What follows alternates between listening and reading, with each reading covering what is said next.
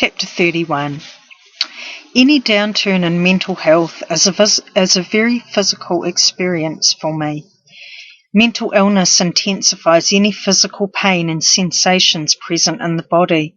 Psychiatrists like to call that psychosomatic, as in it's all in your head.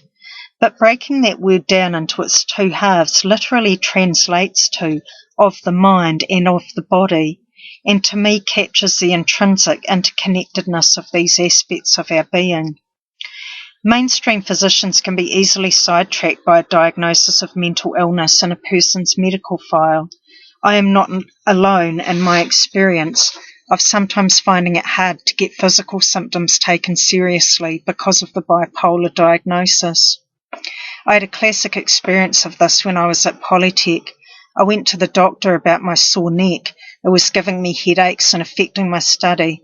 The doctor told me it was sore because I was depressed and she wanted me to start taking antidepressants again.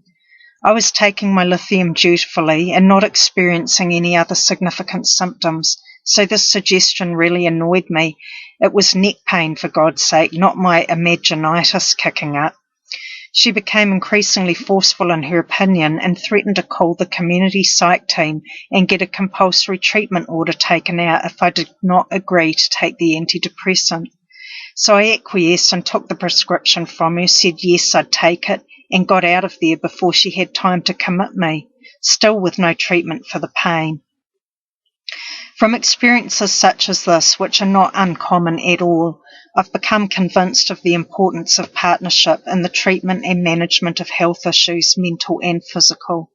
A skilled practitioner will find ways to get alongside patients and work with them to achieve acceptance and understanding of their situation, and will seek their cooperation and care. Having been a recipient of such a vast array of healthcare, I've seen the best and the worst in approaches used by health practitioners. I know that I respond best when I feel that I have some control over both the process and the outcome. It is only what people deserve when they place their trust and their lives in the hands of the supposed experts. Of course, the responsibility of developing and maintaining a healthcare partnership lies also in the hands of the person being treated.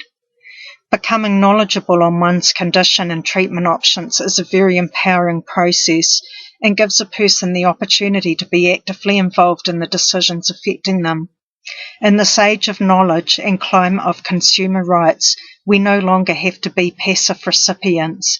Whether through books, the internet, or getting involved in survivor networks, there are plenty of avenues through which to take an interest in the treatment and management of physical and mental illness. To leave all control in the hands of a doctor is to set the scene for blame, resentment and setbacks if the outcome is anything less than positive.